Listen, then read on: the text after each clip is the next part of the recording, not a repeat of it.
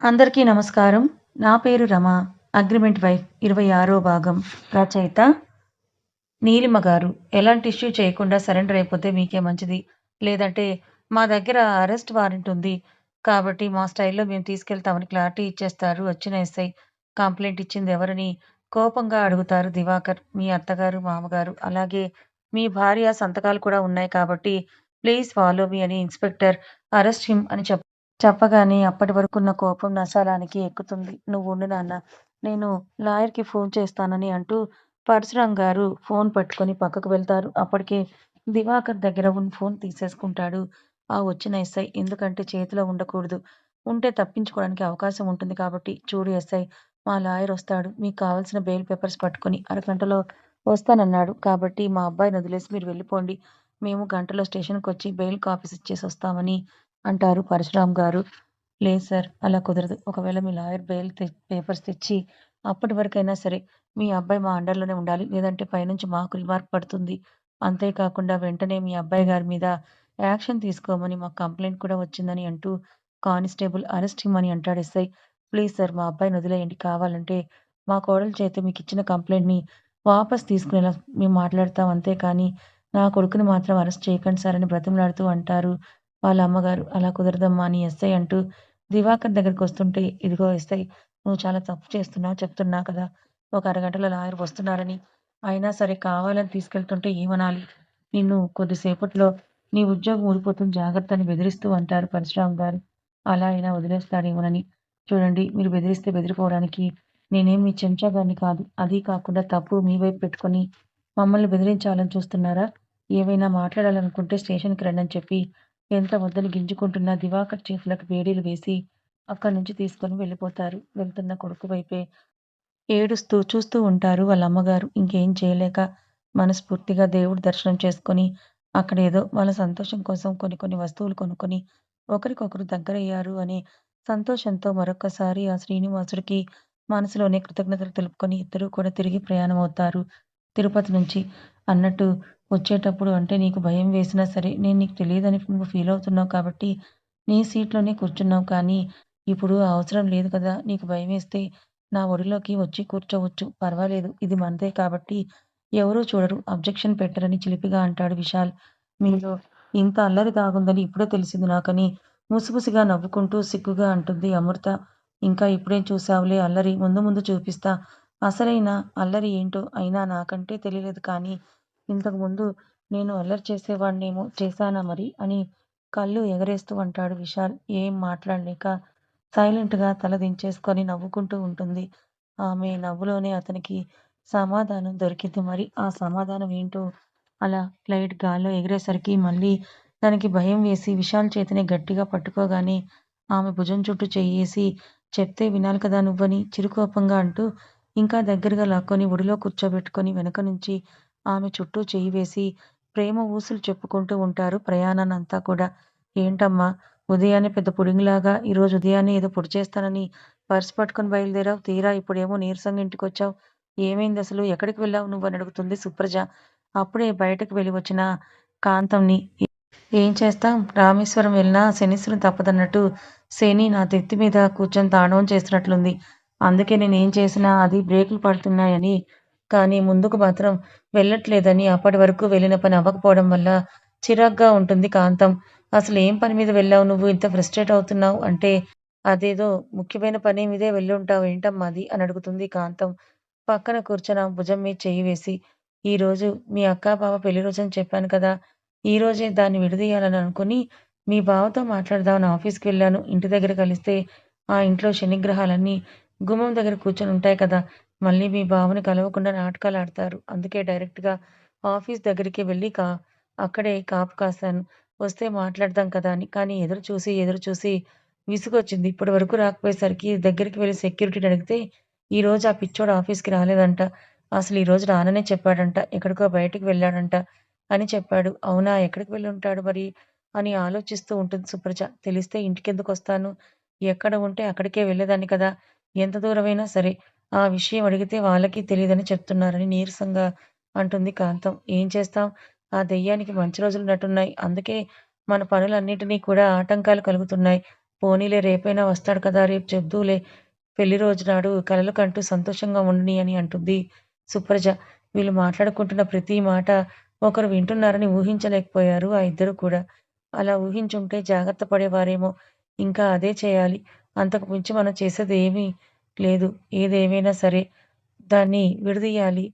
ఆ విషయం నేను చూసుకుంటాను కానీ, అదక్కడి నుంచి పంపించేశాక, ఇక్కడికి రాకుండా నువ్వు చూసుకోవాలని కాంతం అంటుంది. కూతురు వైపే చూస్తూ, "నేనేం చేస్తానమ్మా నన్నడుగుతున్నావు? నేనేం చేయగలని" అంటుంది. భుజాలెగరేస్తూ, "నువ్వేం చేయలేదులేవే తల్లీ!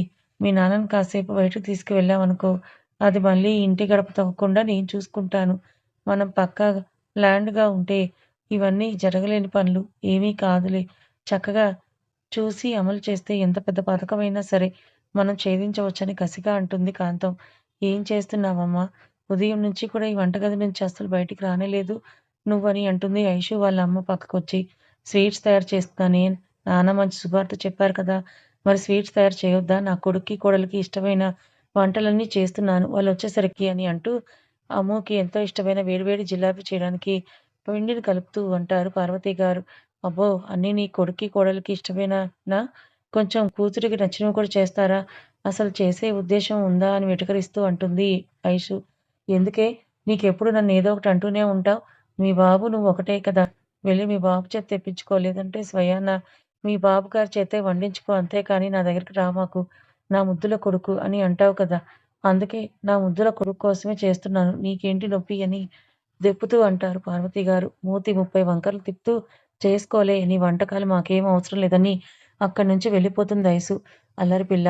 పెళ్లి వయసుకొచ్చినా సరే చిన్న పిల్లల చేష్టలు మాత్రం పోలేదు దీనికి" అని వెళ్తున్న ఐసు వైపే చూసి నవ్వుకుంటూ అనుకుంటారు పార్వతి గారు. "కొంచెమైనా తినకపోతే నీ ఒంట్లో ఉన్న బిడ్డకి ఆహారం ఎలా అందుతుంది?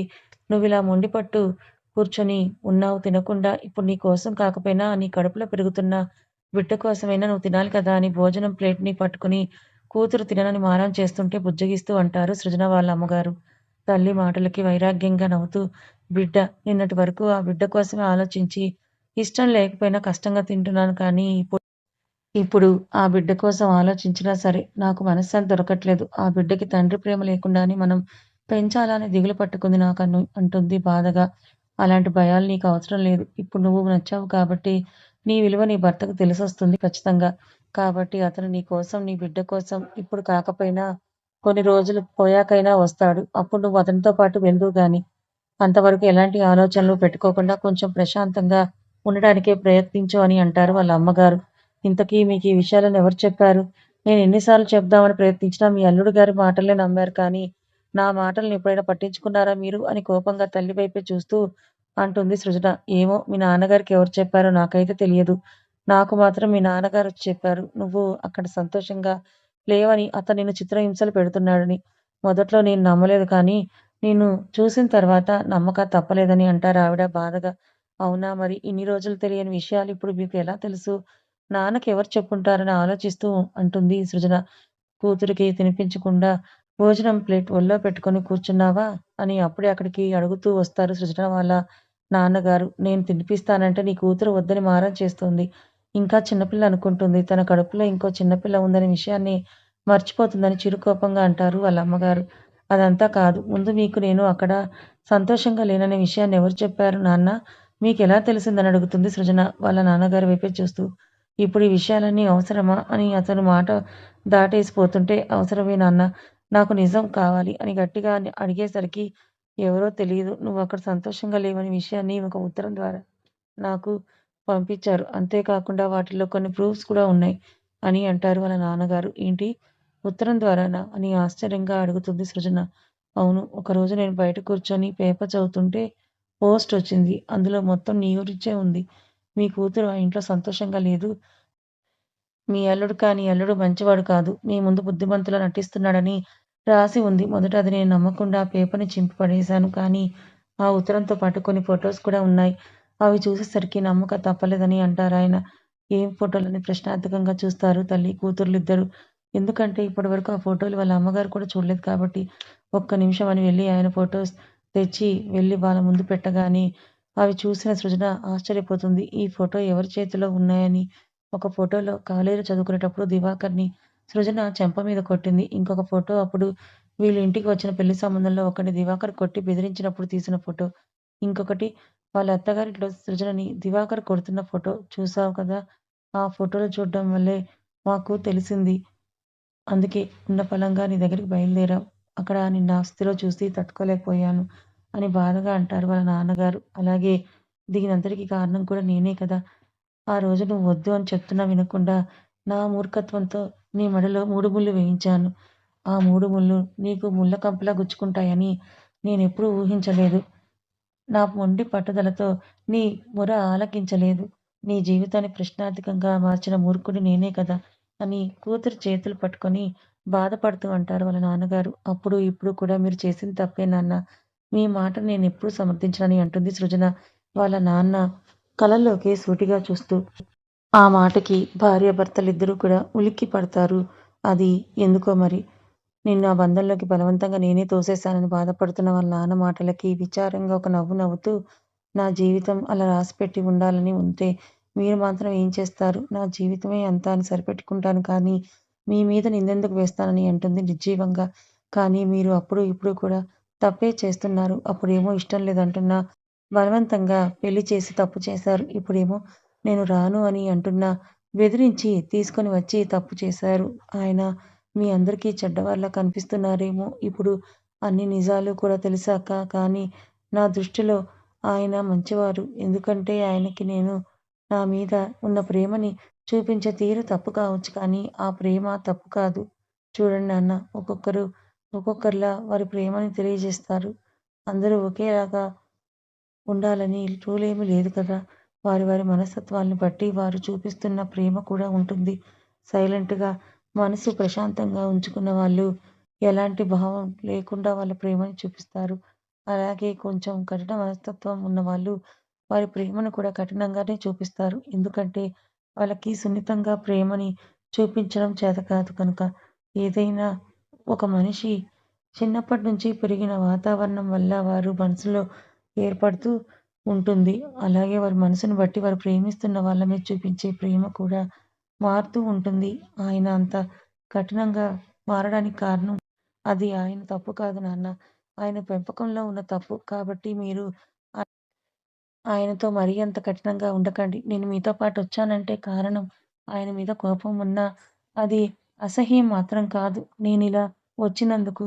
అయినా ఆయనలో మార్పు కొంచెమైనా కాకపోతే కొంచెమైనా వస్తుంది కదా అని ఆలోచించే వచ్చానే తప్ప, మీరు తీసుకునే నిర్ణయానికి కట్టుబడి కాదు. అందుకే ఇక నుంచి ఆయన మీద మీరు ఎలాంటి కోపం పెంచుకోకండని అంటుంది సృజన. కూతురు మాటలు మొత్తం కూడా విన్నాక అలాంటిదేమీ లేదు. మేము అతని మీద ఇంకేమీ కోపం పెంచుకోంలే. అలా అనే కన్నా కోపం అయితే ఉంది కానీ, ఇంకేమీ స్టెప్ వేసుకోమని మాత్రం చెప్తారు. కాబట్టి నువ్వు కొంచెం తిని రెస్ట్ తీసుకో అని అంటారు వాళ్ళ నాన్నగారు భాగ్యకి సైగలు చేస్తూ. ఆ సైగల్ని అర్థం చేసుకొని కూతురు పక్కకొచ్చి, ఇప్పుడు నువ్వు కూడా ఆలోచించాల్సింది ఇవన్నీ కాదమ్మా. నీ ఆకలి గురించి ఆలోచించు అని అంటూ తను వద్దు అంటున్నా వినకుండా బలవంతంగా 4 ముద్దలు తినిపించి రెస్ట్ తీసుకోమని రూమ్‌కి పంపిస్తారు. తను లోపలికి వెళ్ళే వరకు చూసి, ఏంటండీ మన అమ్మాయి ఇప్పుడే కోపం పెంచుకోవద్దు అని అంటోంది. కానీ మనం చేసిన పనికి తెలిస్తే ఊరుకుంటుందా అని అడుగుతారు. వాళ్ళ ఆయన వైపే చూస్తూ కొంచెం భయంగా. తెలిస్తే ఖచ్చితంగా ఊరుకోదు. మనం అతని మీద పోలీస్ కంప్లెయింట్ ఇచ్చామన్న సంగతి సృజనకి తెలియకూడదు. సరేనా? కొంచెం జాగ్రత్తగా కనిపెట్టుకొని ఉండు అంటూ తన ఫోన్ కూడా నీ దగ్గరే ఉంచుకో. తనకి ఎలాంటి ఇన్ఫర్మేషన్ రాకుండా చూసుకో అని అంటారు. సృజన వాళ్ళ నాన్నగారు డైరెక్ట్‌గా ఫ్లైట్ మోడ్‌లో హైదరాబాద్ రాజీవ్ గాంధీ ఎయిర్‌పోర్ట్‌లో ల్యాండ్ అవ్వగానే వాళ్ళ కోసమే వెయిట్ చేస్తున్న కార్ దగ్గరికి నేరుగా వచ్చేస్తారిద్దరు. ప్లీజ్ విశాల్ తీసుకొని మీరొచ్చేయండని డ్రైవర్‌తో చెప్పేసి నేరుగా తానే డ్రైవింగ్ సీట్‌లో కూర్చొని స్టార్ట్ చేస్తాడు. పక్క సీట్‌లో అమ్ము కూర్చోగానే నేరుగా రోడ్డు మీదకే దూసుకెళ్ళిపోతుంది రయ్యిమని. అప్పటి వరకు జరిగిందంతా కూడా ఒక కలలాగే అనిపిస్తూ ఉంటే, ఇది కలై కరిగిపోకుండా నిజమై తన సంతోషం ఎప్పుడూ ఇలాగే ఉండాలని కోరుకుంటూ ఏదో ఆలోచనలో ఉండిపోతుంది అమృత. అసలు విశాల్ వైపే చూడలేదు. ఎటు వెళ్తుందో పట్టించుకోలేదు. కాసేపటికి కారు ఆగగానే అప్పుడే వచ్చేశామా అని అంటూ తనకి అది వాళ్ళిల్లు కాకపోవడంతో ఇదేంటి ఇక్కడెందుకు ఆపారు అని అడుగుతుంది ప్రశ్నార్థకంగా. హలో! అమ్మగారు, మన ఇద్దరి రాక కోసం మన ఇంట్లో వాళ్ళు 1000 కళ్ళు వేసుకొని మరీ ఎదురు చూస్తూ ఉంటారు. మనం ఉత్తి చేతులతో వెళ్తే ఏం బావుంటుంది? చక్కగా స్వీట్స్‌ని పట్టుకెళ్ళి స్వీట్ న్యూస్ చెప్తే బావుంటుంది గదా! అందుకని ఇక్కడ కారు ఆపాను అని అంటాడు పక్కన ఉన్న స్వీట్ షాప్‌ని చూపిస్తూ. ఏంటి మీకు పొయెట్రీ కూడా తెలుసా? ఏదైనా కవిత్వాల్ని చదువుతున్నట్లుగా వర్ణించి చెప్తున్నారు అని అడుగుతుంది ప్రశ్నార్థకంగా చూస్తూ. ఏదో అంటారు కదా సావాస దోషం అని. 6 నెలలు సావాసం చేస్తే వాళ్ళు వీళ్ళవుతారంట. వి వీళ్ళు వాళ్ళవుతారు అని అన్నట్లుగా ఇంతకు ముందయితే నాకిలాంటివన్నీ ఏవీ తెలియవు. ఏదో నాలో నేను చదువుకోవడం, ఎప్పుడు బిజినెస్ అంటూ బిజినెస్‌ల మీద కాన్సంట్రేట్ చేయడం. వాటి మీద తప్ప వేరే ధ్యాస లేదు నాకు. కేవలం నీ మీదే ధ్యాసుండేలా చేసుకున్నావు నువ్వు. అలాగే ఈ కవిత్వాలు కూడా ఇంతకుముందు నాకెప్పుడూ రావు. నువ్వు నా జీవితంలోకొచ్చాకే ఈ కవిత్వాలు అన్నీ నాకు నేర్పినట్టున్నావు నువ్వు అని అంటాడు విశాల్. ఆమె చేతిని తన చేతుల్లోకి తీసుకొని పెదాల దగ్గరికి తెచ్చుకొని ముద్దు పెట్టుకుంటూ. ఆ చిన్న స్పర్శకే ఒళ్ళు జల్లుమంటుంది అమ్ముకి. ఇంతకుముందు అతను ఎక్కడ పట్టుకున్నా అది కేవలం అతని దృష్టిలో చిన్న పిల్లల స్పర్శ. ఒక చిన్న పిల్లాడు అమ్మని ఎలా భావించి పట్టుకుంటాడో అలానే పట్టుకునేవాడు. కానీ ఇప్పుడు ఇంటెన్స్డ్‌గా మత్తు నిండిన కళ్ళతో హస్కీ టోన్‌తో మాట్లాడుతూ ఆమెను టచ్ చేస్తున్న స్పర్శకి ఆమెకు నరాలు జివ్వుమంటున్నాయి. ఆమెలో వచ్చిన చిన్న మార్పు కూడా అతను గ్రహించగలిగాడు. కథ ఇంకా ఉంది. మరి ఈ కథ మీకెలా అనిపించింది? నచ్చిందా? నచ్చితే లైక్ చేయండి. మరికొంతమందికి షేర్ చేయండి. ఇలాంటి మరిన్ని మంచి కథల కోసం ఛానల్‌ని సబ్స్క్రైబ్ చేసుకోండి. Thank you so much.